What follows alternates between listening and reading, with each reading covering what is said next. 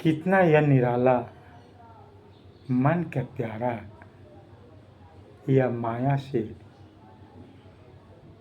सबको अपने बंधन में यह संसार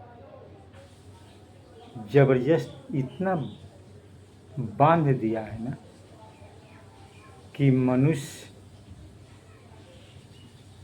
अपने कर्म से इस माया से छूट नहीं पाता है। जो अपने हित में सदा जो घर के बड़े बुजुर्ग जो होते हैं, जब तक साथ जुग होते हैं तब तक इन्हें प्यार देते हैं, पिताजी कहते हैं, माताजी कहते हैं। किंतु जब बुढ़ापा अवस्था आती है, शरीर असमर्थ हो जाती है, रोगी हो जाता है, शयन पर सोए सोए समय गुजरती हैं, किंतु कोई यह नहीं कहता है कि माँ तूने स्नान की, क्या माँ तूने भोजन की, क्या पिताजी कोई तो आपको दिक्कत नहीं, खाना इतना तो दूर खाना देते हैं वैसा जैसा उनका पात्र जो खाने की होती है, छूने में जैसे लगता कि कईयुक बीमारी से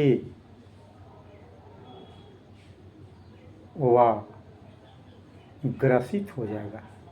इतना डर इतना बना रहता है कि बच्चों तक को यह संदेश वह गृहिणी देती है, वह बहू देती है कि जाओ दूर से पानी रखना, दूर से भोजन देकर आ जाना। पर क्या बताऊं, यह माया की नगरी। जब जवानी था, जब पैसा देते थे, वो ससुर थे, पिताजी थे, जब शयन पर गिर जाते हैं तो इनके लिए कोई नहीं होते। जब मृत्यु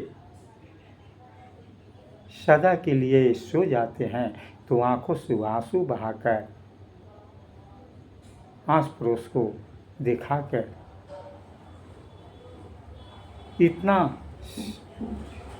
अपना सेवा का वे प्रमाण दे देते हैं कि जैसे लगता है कि सचमुच अपनी सास का सेवा में हाथ बटाती, सचमुच अपने पिता के इस वृद्ध अवस्था में हाथ बटाता, किंतु यह तो भगवान ही जाने। विशेष मैं कुछ नहीं कहना चाहता। यह माया की नगरी है। कर्म सच्चा करो, अपने कर्म से उद्धार पाओ, असत्य में जीवन गुजारो। यही इस पावन भू का सबसे बड़ा, यही जन जन का उपहार है। जो ऐसा भाव रखेगा, सच जीवन उनका कभी कष्टमय नहीं होगी।